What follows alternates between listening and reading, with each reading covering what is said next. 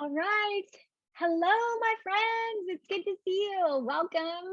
Today, we get to visit the Museum of Natural and Cultural History. And we have a guest. Oh, Miss Victoria, would you help me look for Robin in our guest list? She should be in here. We need to make her a co host and maybe spotlight her if you happen to see her in our list here. And she is our guide for today.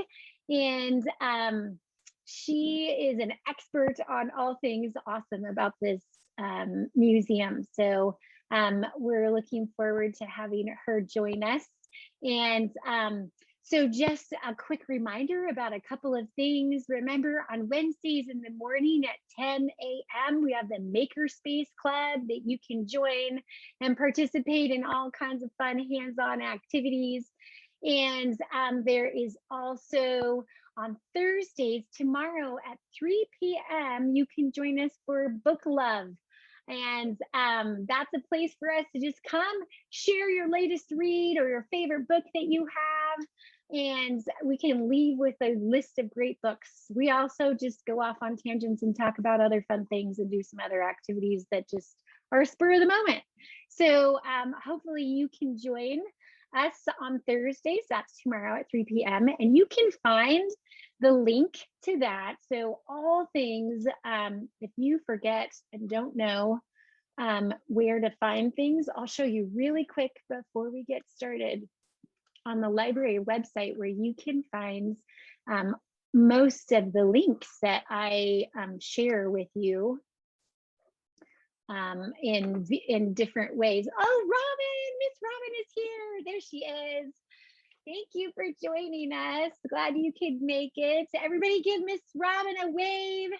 So she's our guide today, and she will be here at the end of our session to answer all your questions. So as you're watching, remember your questions or write them down. And let's try today, I challenge you to listen carefully to the questions so that every question we ask is a new question and not a repeating question. It's totally fine if it is, but just challenge you for that.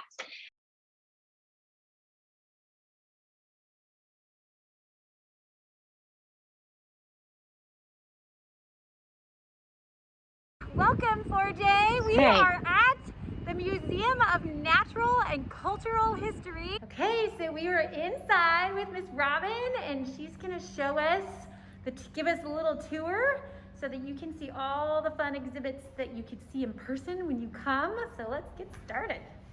So we'll start in the Cultural History Hall, which is called Oregon Where Past is Present.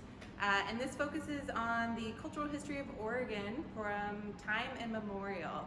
So that means from the beginning. And we talk about the different tribes that are here in Oregon. Does anyone know how many federally recognized tribes we have in Oregon? Can you take a guess? We actually have 9. And as you go through the exhibit, you might see some information and some photos about the different tribes, as well as artifacts and collection items. We're going to walk through. One of the coolest things in our museum, right over here, it might not look super impressive, but they are the world's oldest shoes. What? So these are about 10,000 years old, which is twice as old as the pyramids in Egypt. And they were found in Eastern Oregon in Fort Rock. So that's kind of our claim to fame for the museum. No kidding, that's awesome. So cool. And you can see our diorama here of the Great Basin area. So this is what the area looked like where the Fort Rock sandals were found. And this depicts about 6,000 years ago, people used to live in this called a wickiup, which might look similar to a tent if you like to go camping. So it's a movable house. So they would just take it apart and... Yep, they could pack it up and carry it and move around so they could follow food and water sources. Because in the Eastern Oregon, water isn't always available, so you want to move to where the water is. Okay. You can see some of our other basketry and fiber. We've got more sandals in here. My favorite are the ones down here with some fur. I like to think of them as cozy slippers. Got rabbit fur on them. Okay, so this might be a question that is obvious, but how do you date all of this? How do you know how old those sandals are? Ooh, that is a really good question. So archaeologists use carbon dating.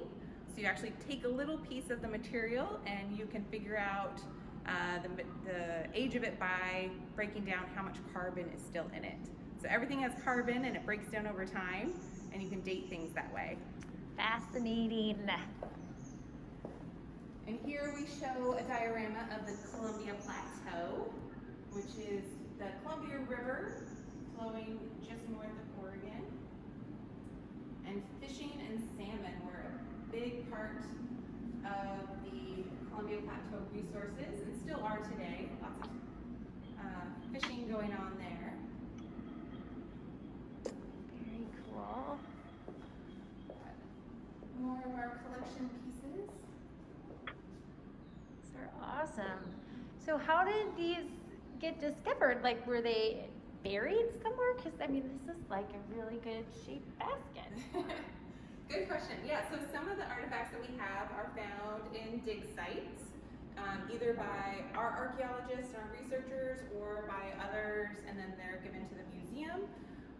Other times they're just items that are in people's collections. It might be a personal collection, and then they donate it to the museum, or it's just an item that they've made. Some of our items are actually modern or contemporary. So somebody today makes them and then gives it to the museum. So we have an item that looks like a simple basket, but is made the same way. Right. Okay, got it. And we have our coast region with our plank house. Look at that. So this is a replica that's made the same way plank houses would normally be made. This one's just smaller, so it's just a tiny version, a tiny house, but it's made the same way. So there's no nails or glue. It was put together the way they traditionally made plank houses. Look at that. And this would keep it all together in the wind and all of that, huh? Yeah, and it's built down into the ground a little bit, so you get a little bit more warmth and stability by being a couple feet into the ground. Look at how cozy that is in there. Heat. And then our final stop would be the Western Valleys, which is where Eugene and Springfield are right now. And our big resource for the Willamette Valley, the Western Valleys, is camas. So that kind of blue purplish flower that you might see out maybe if you're hiking around Pisgah or even just in the neighborhoods. The bulb, the part that's actually underground, you could dig it up and cook it, and it's a good resource, a good nutritious resource. Kind of like a mixture between an onion and a potato. Huh, I did not know that. This is beautiful. These exhibits are so awesome. So what is this? So this would be how you could cook camas without an oven. So That's today what the bulbs look like? Yeah. Okay. Today we would use an oven or a microwave to cook something, but if you didn't have an oven, you can make an earth oven like this, where you actually dig a pit in the ground and you build a little fire and heat up some rocks in the earth, and then you put in some green vegetation and it gives you like a nice protective layer. You put the camas bulbs on top, and then you would cover it up and put another fire on top, and you could cook it for 1 to 3 days, depending on how much camas you have in there. Okay. Yeah. It's a long process. Our microwaves are a little faster. Yes, yeah, a little bit more convenient for today. So that's our cultural history hall, and then we can head into our changing gallery, which has our Racing to Change exhibit. Nice.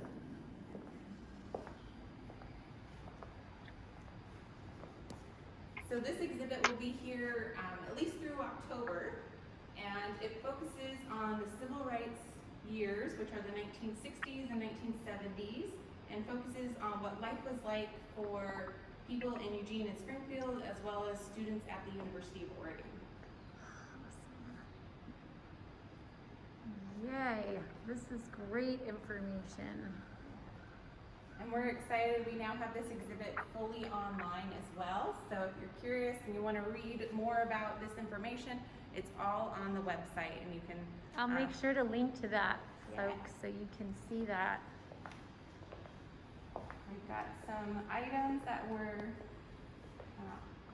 donated that are on display, so we can see kind of what people were wearing and what they were doing, the music and the magazines of the time. They didn't have an iPod or iPhone. Right, those vinyls, I love it.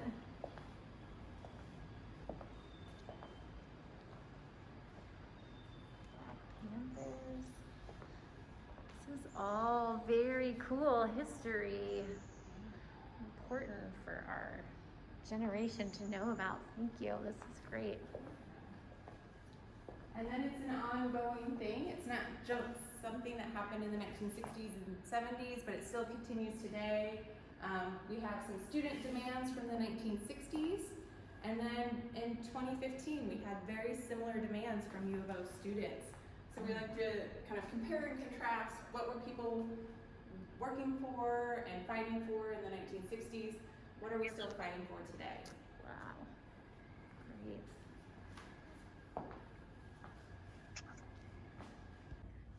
All right, so now we're in our Explore Oregon exhibit, which is the natural history of Oregon. So think plants, animals, geology, all of the natural things that you would find in Oregon. This highlights it and shows how it's all formed over time.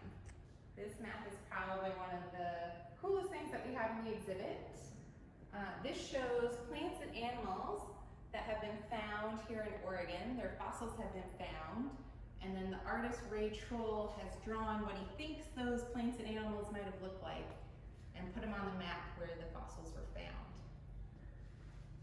Isn't this cool? Look at, this was found here. This doesn't it look like it belongs in the water over here? Crazy. This is awesome map. You guys need to come here and see this in person because it's pretty cool. Great work. So as we go through the exhibit, you can see some of the different areas of natural forces. So we talk about how Earth is formed by the different plates, plate tectonics, and how that drives different things to happen like earthquakes and volcanoes erupting and tsunamis, and how everything affects the land that we're on. What is this showing? So this is actually a real-time website that shows little earthquakes that are occurring, and it shows within the last 2 weeks. Oh my goodness. So there's always little tiny earthquakes that are happening. It doesn't look like we had any big ones recently, which is kind of a good thing. Yeah. Huh. Oh wow, look at that. You can see this is the 1980 Mount St. Helens eruption. That might be a good one to ask maybe your parents or your caregivers about if they remember what they were doing during that time. I remember it. I had ash in my yard. Look at that.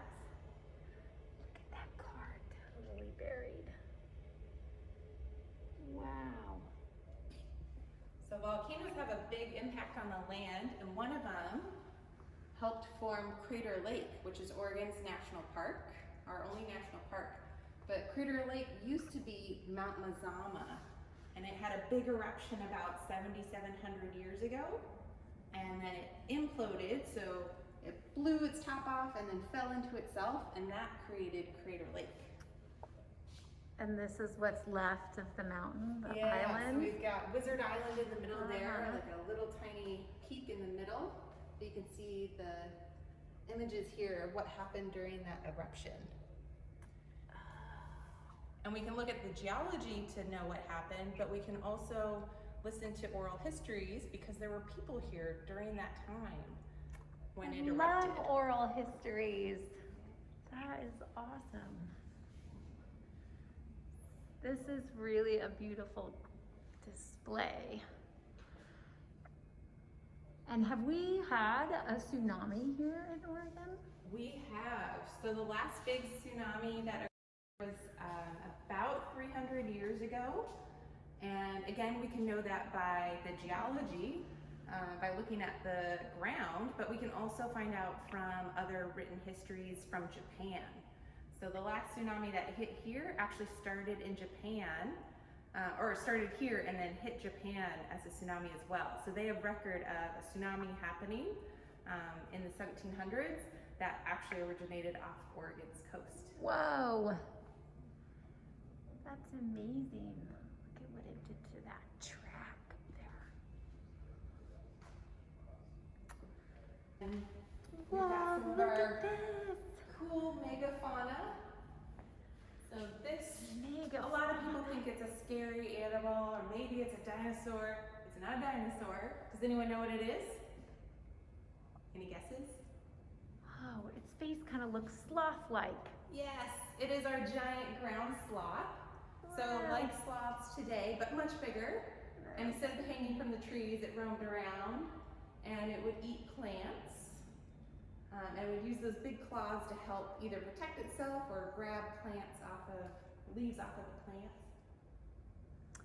Wow, so no dinosaurs here, huh? Yeah, there's no dinosaur bones found in Oregon, at least not yet. And the main reason for that is because during the time of dinosaurs, Oregon was mostly underwater. So we only have aquatic animals or flying animals during that time. So we get lots of marine fossils and flying reptiles. Awesome, okay. In our case over here, this shows John Day up above. So if you've been to Eastern Oregon and the Painted Hills, it might look familiar, but it hasn't always looked this way. We can look back through the fossil record and see that Oregon has actually changed. The climate has changed over time. And here it shows 44 million years ago, it used to look like a tropical rainforest. Wow. They even had banana trees here at that time. Whoa. It's changed a little bit. Yeah. So the climate has always been changing. That's something that happens over time. It's just how fast the climate changes affects what animals can survive and what animals and plants can't survive. Uh-huh. Okay, you can just see it slowly changing. 16 million years ago. I can't even fathom how long ago that was. Very cool. So that's one thing we try to watch for is how is the climate changing now? Is it going really quickly? And what can we do about it to maybe slow that process down? So this climate change is natural, but what we're seeing now is not so. Yeah, so basically we've got a graph here that kind of demonstrates a little bit. This shows carbon dioxide in the atmosphere over time. So you can see carbon dioxide going up and down. So again, it changes over time. Change is a natural occurrence. But if we come all the way over here, this shows the 1950s. Whoa. All the way up to today. And actually it should be a little bit higher. We need to paint our graph and get it more accurate. But the rate of change, how quickly this goes up, that's the part that we need to figure out how to slow down. Because this is what is hard for animals, plants, and us to survive. It's making sure that we're not changing it too quickly. Right. Well, that's good to see. It's a good visual. Wow, look at that! So this is our giant spike-toothed salmon. That's not actually that size. It is. That's the Whoa, real size. you guys, it's actually that size. You gotta stand in front of there so they can see. Look at that, it's big. It is huge. Wow. So they could grow up to about 8 feet long, and they were salmon, just like today, they lived in the rivers. They'd swim out to the oceans to get bigger, and then they'd come back up the rivers to spawn. So some of you might be learning about salmon in your classes, or you might even raise little salmon fry and eggs in your classes. Same thing, just much bigger. Just a lot bigger. Yeah. Look at that. And one of the cool things that our paleontologists, our scientists figured out was the teeth on our spike-toothed salmon. Originally, when they found the very first skull, the first fossil, they thought the spike teeth stuck out to the side, or stuck down like regular spike teeth.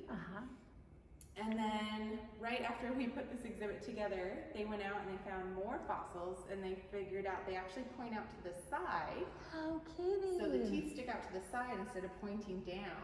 Oh, like this? You can see that. So our model here, the artist came in and changed so the teeth show how they correctly stick out to the side.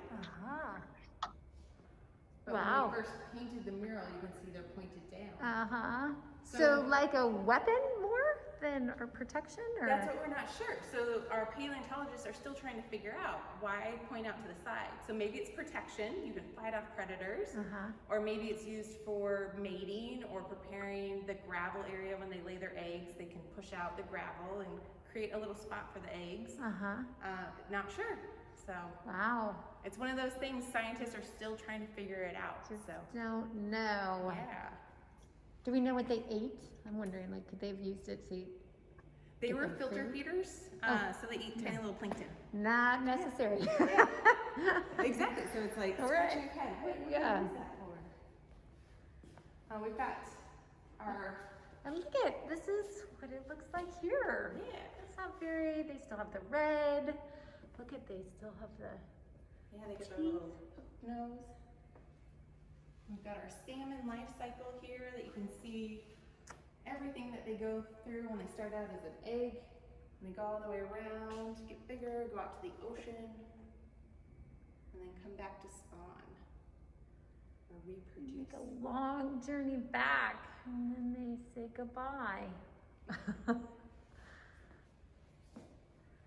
And in this area, we talk a lot about dogs and horses because it's we have a lot of fossils here, and it shows the evolution of how animals change over time.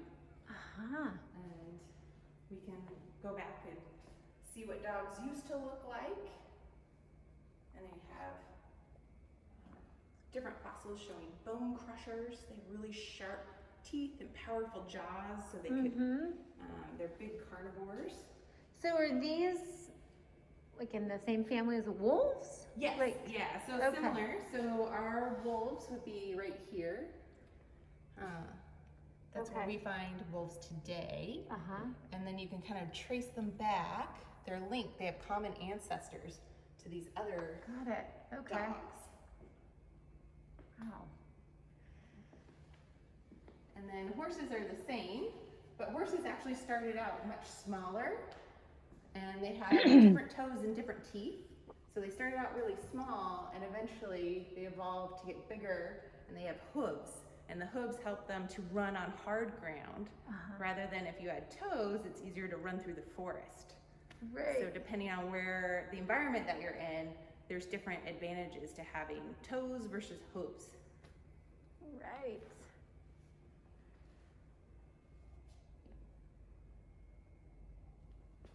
These are very, oh, look at that sweetness. So cute.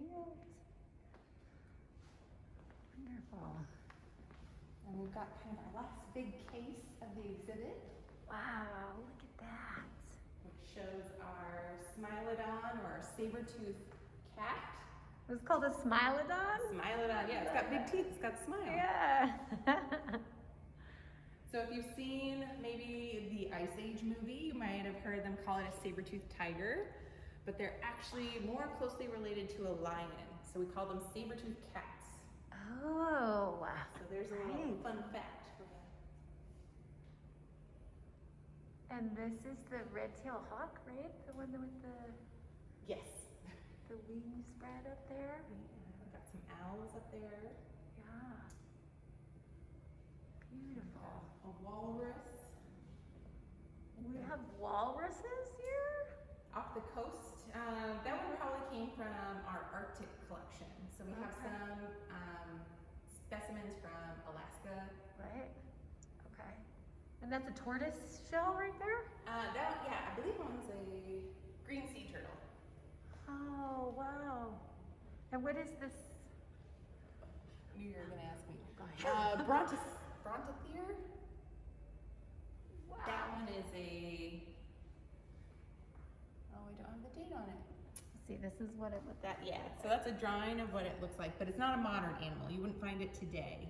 That one's prehistoric. It almost has a similar to a rhinoceros. Huh? Yes. Okay. Wow. Wow. Okay, folks. So Miss Robin is going to be here to answer questions for us too, because I'm sure you have lots of those. But let's give her a great big thank you so much for this awesome tour.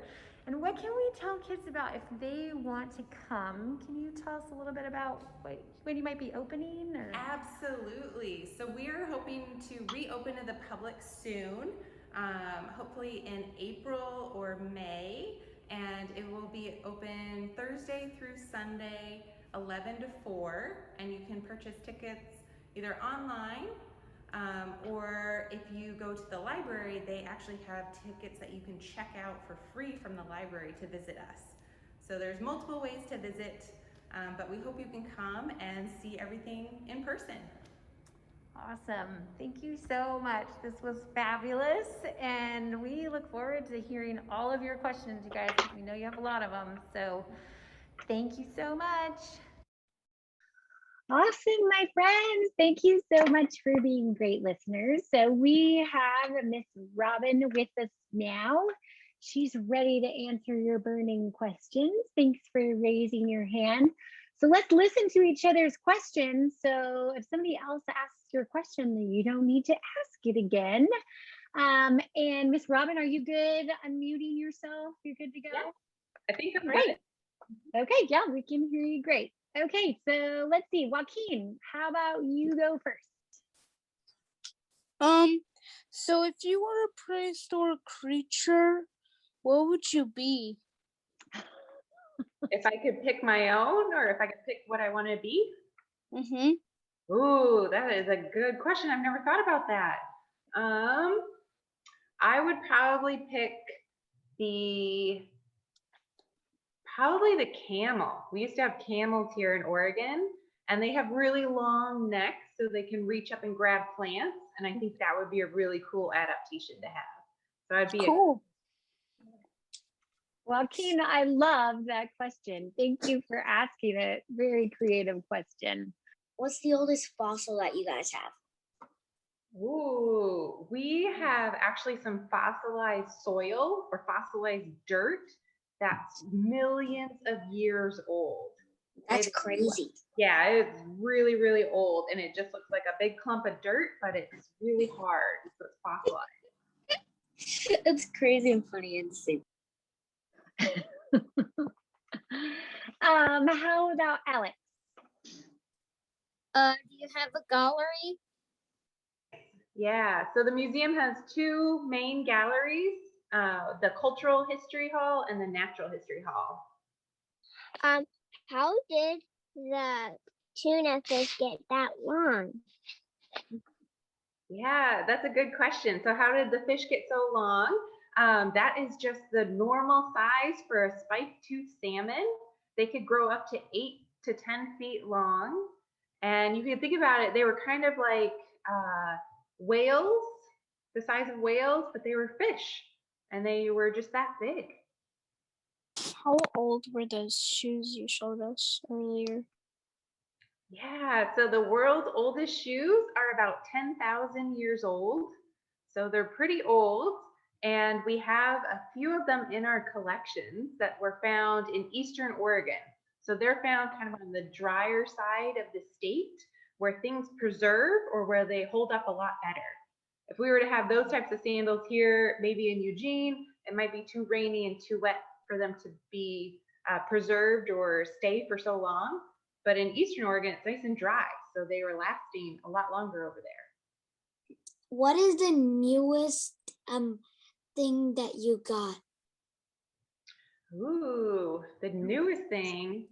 We do get some items that are donated or given to the museum over time, so I don't know the newest thing, but I will say one of the coolest newer things that we found is a skull that was found in the collections that they thought was a certain type of animal. And then one of our students, a graduate student here at the University of Oregon, did a little bit more research on it, and she looked at it a little bit closer and found that it was actually a different type of animal, and the nickname for it is called a murder cow. So there's a fossil in our lobby right now that's called a murder cow, and it's pretty cool. So Whoa. does that really mean that the cow is like carnivore or something? I don't think it's a carnivore. I think it just looks like a cow, and it looks very dangerous because it's got a big horn on it. So it looks like it could be a predator, but like a cow nowadays, it's an herbivore. So it eats plants and grass. So it could just defend itself, maybe. Got it. Thank you, Shauria. Appreciate your question. How about Wyatt? Did any dinosaurs live in Oregon? That is a great question. We get that question a lot. So we don't have any fossils to show that there were dinosaurs in Oregon, at least none that we found yet. There's always a chance that we might find some in the future. But during the time of dinosaurs, most of Oregon was underwater. So there was no land for a T-Rex to roam around and find food. So instead, we find a lot of fossils that are from aquatic or marine animals or flying reptiles like a pteranodon. The first dinosaur bone you found. The first dinosaur bone, they did find a dinosaur toe bone in Eastern Oregon. They don't think I was actually living here in Oregon. They did find a dinosaur bone. And so they found a little toe bone, and they think it came from a smaller type of dinosaur. I forget the name of it, but I can share some of that information with Amy, and she can share it with all of you. Okay.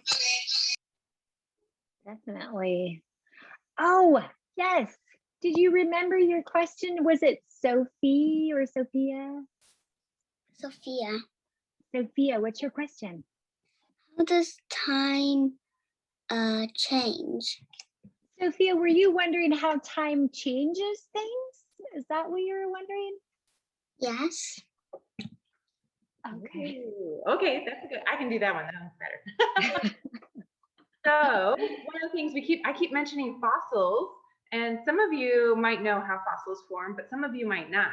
So I'll do a little demo about how fossils form, and that's how things can change over time. So we might find a bone from a plant or an animal that's been fossilized, and that usually happens when you have, say, an animal like a fish that gets buried in mud, and then the mud piles up and it compacts and it gets pressurized, and that pressure over time turns the bone into a stone or into a fossil.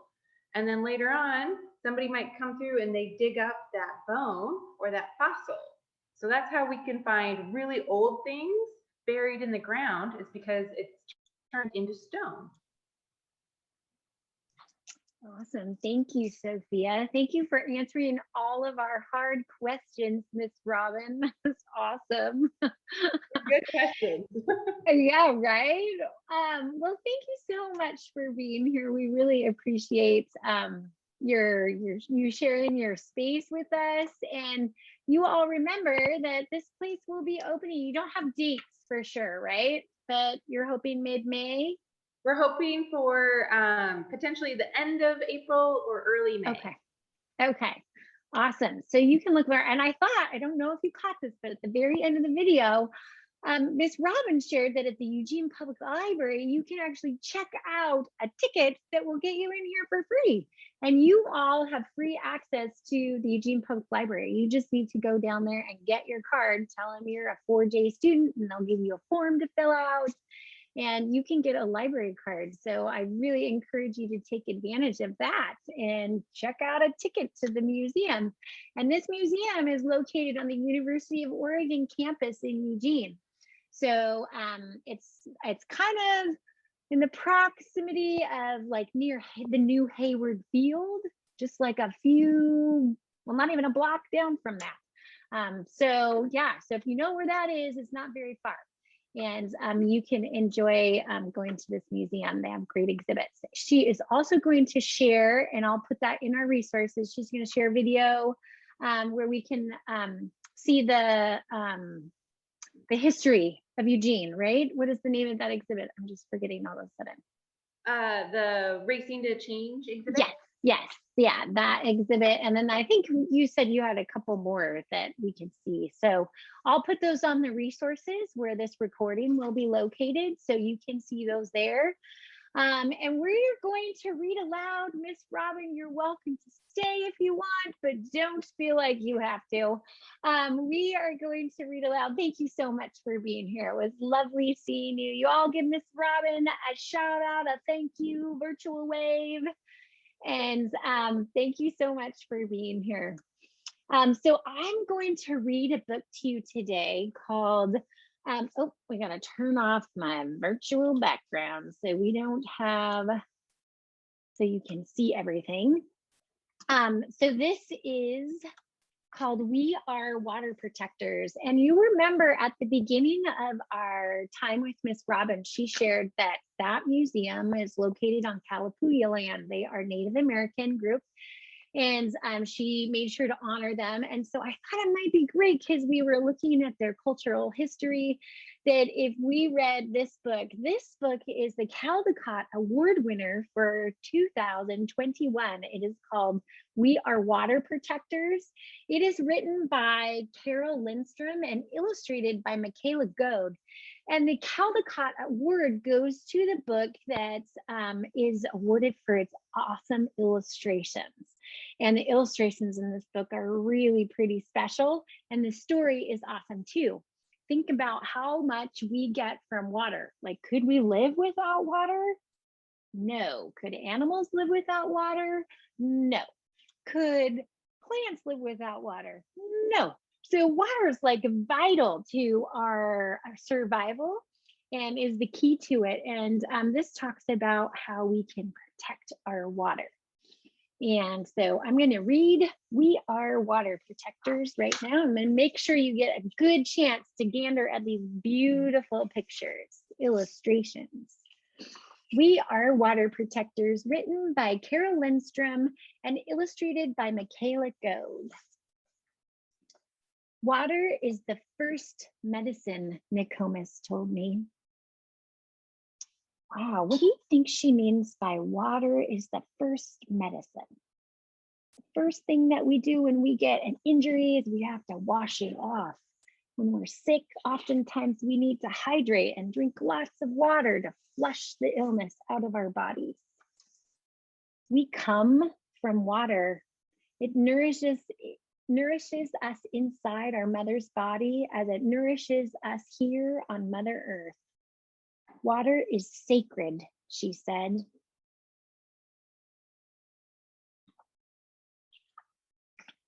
We stand with our songs and our drums. We are still here. The river's rhythm runs through my veins, run through my people's veins. I love the colors in these illustrations. My people talk of a black snake that will destroy the lands.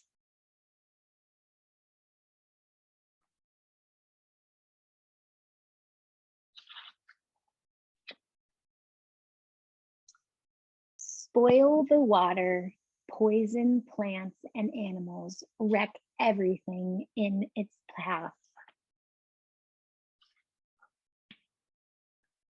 When my people first spoke of the black snake, they foretold that it wouldn't come for many, many years.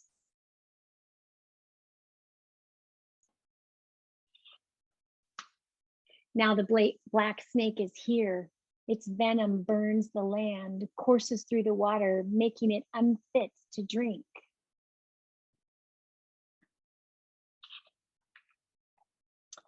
Take courage.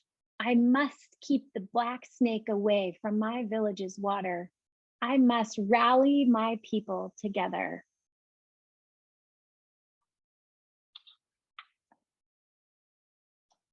To stand for the water, to stand for the land, to stand as one against the black snake.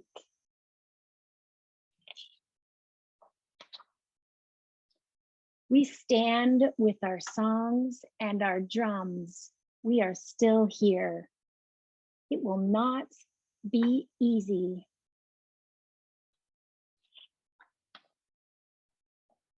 We fight for those who cannot fight for themselves, the winged ones, the crawling ones,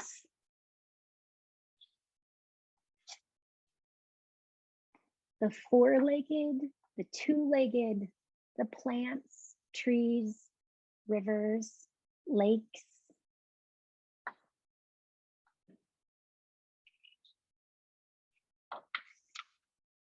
The earth. We are all related.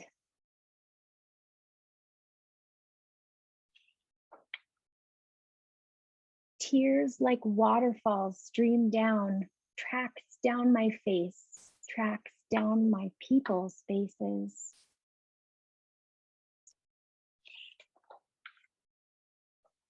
Water has its own spirit, Nokomis told me. Water is alive. Water remembers our ancestors who came before us, she said. Ancestors are our distant relatives. We stand with our songs and our drums. We are still here. We are stewards of the earth. Our spirits have not been broken.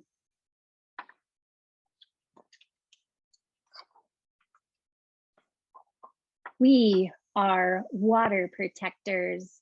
We stand. The black snake is in for the fight of its life.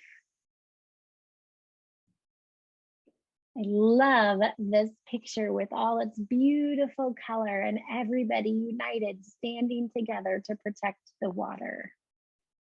That's the end of the story, but at the end of this, there are all these notes the author wrote on the history of the people included in this story.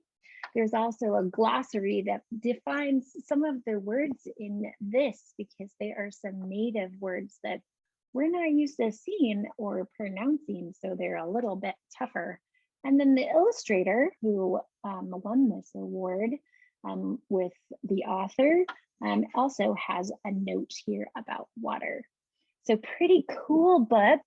You will hopefully be seeing these in your school library. I have to thank Adams Elementary because this book is soon in your collection. It's so brand new that it's not even there yet. She let me borrow it.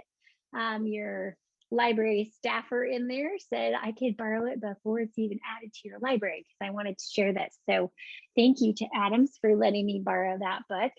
And thank you for being here today. We get to next week for our virtual field trip. I do believe we get to visit, just checking to make sure I have the right one. We get to visit, so it's the week before Earth Day. And so we are exploring ways that we can help preserve and not use as much stuff in our and throw things away. So we're going to a place in town called Marley's Monsters, where we're going to learn about how they use alternative things to single-use things. A single-use thing is something that you just use once and then you throw it away. So it goes in the garbage really fast. So we're going to learn about some alternative ways that we can use other things that we can reuse over and over and not have them go in our landfills right away. So that's next week in Marley's Monsters. We get to go visit that and we get to see how they make stuff. So we get to go to the factory and see how they create it all. It's awesome. It's all right here in Eugene. And they ship to places all over the world. They're a pretty cool company. So we get to do that. And don't forget to join the book club tomorrow if you want. I would love to see you there. And thank you so much for being here today. You were awesome. It's always great to see you. And I look forward to seeing you again next week. Thank you. We'll see you later, friends. Oh, and don't forget to get on Zigazoo and say hi to me and tell you one thing you learned today. I would love it. All right, we'll see you later.